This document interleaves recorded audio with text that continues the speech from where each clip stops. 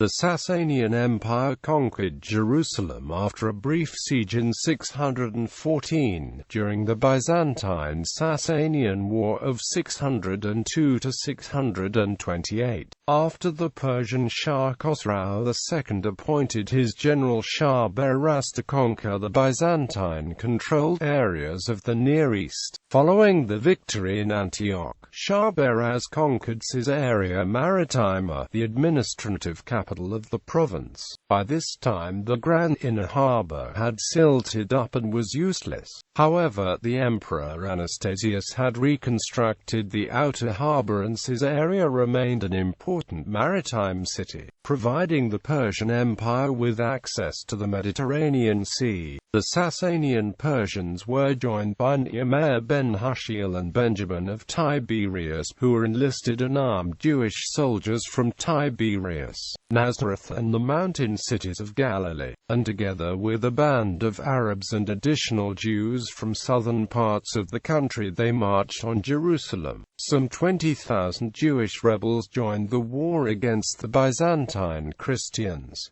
Depending on the chronicler, figures of either 20,000 or 26,000 are given. The Persian army, reinforced by Jewish forces led by Nehemiah ben Hushiel and Benjamin of Tiberias, would capture Jerusalem without resistance. Background: Jews and Samaritans were persecuted frequently by the Byzantines, resulting in numerous revolts. Byzantine religious propaganda developed strong anti-Jewish elements. In several cases, Jews tried to help support the Sasanian advance. A pogrom in Antioch in 608 would lead to a Jewish revolt in 610, which was crushed. Jews also revolted in both Tyre and Acre in 610.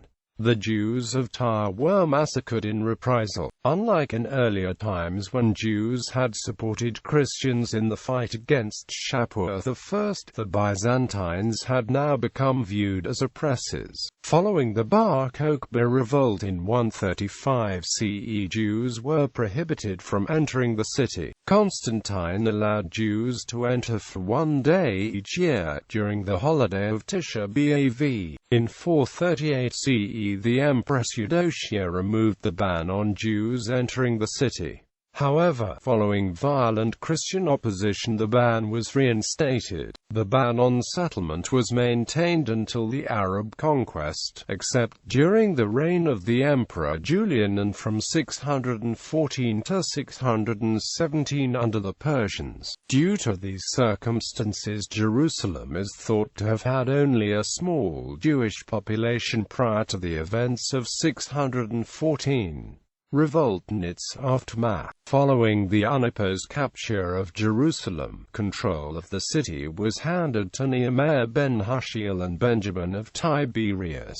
Nehemiah was then appointed the ruler of Jerusalem. He began making arrangements for the building of the third temple, and sorting out genealogies to establish a new high priesthood. After only a few months, a Christian revolt occurred. Nehemiah ben Hushiel and his council of 16 righteous were killed along with many other Jews, some throwing themselves off the city walls. Following the outburst of violence in Jerusalem, the surviving Jews fled to Shahrbaraz's encampment at Caesarea. Christians were able to briefly retake the city before the walls were breached by Shahrbaraz's forces, who lay siege to the city. According to Antioch's strategos, the abbot Modestus set out to Jericho, where he mustered a force from the Byzantine troops which were garrisoned there. However, once the Byzantine troops caught sight of the overwhelming Persian army encamped outside the city walls, they fled, fearing a suicidal battle. Sources vary on how long the siege lasted.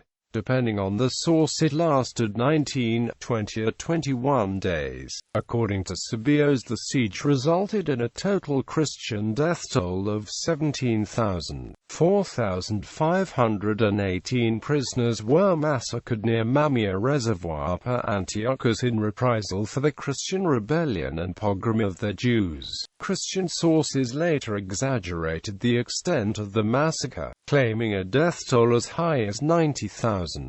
In addition, 35,000 of 37,000 people, including the Patriarch Zacharias, are said to have been deported to Mesopotamia. The city is said to have been burnt down. However, neither widespread burning nor destruction of churches have been found in the archaeological record. The search from the true cross is said to have involved the torture of clergymen.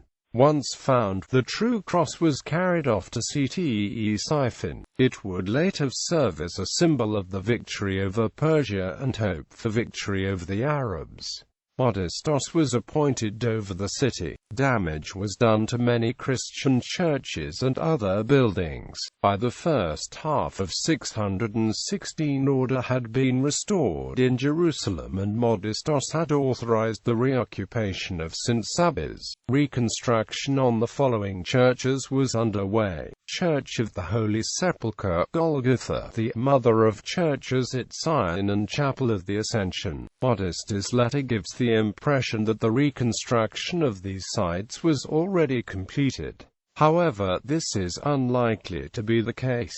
By 617 CE, the Persians had reversed the policy and sided with the Christians over the Jews, probably because of pressure from Mesopotamian Christians in Persia itself. However, it does not appear that Jews were violently expelled from Jerusalem, as Sabios thought. Instead, Modestus' letter and other sources seem to imply that further Jewish settlers were banned from settling in or around Jerusalem. A small synagogue on the Temple Mount was also demolished.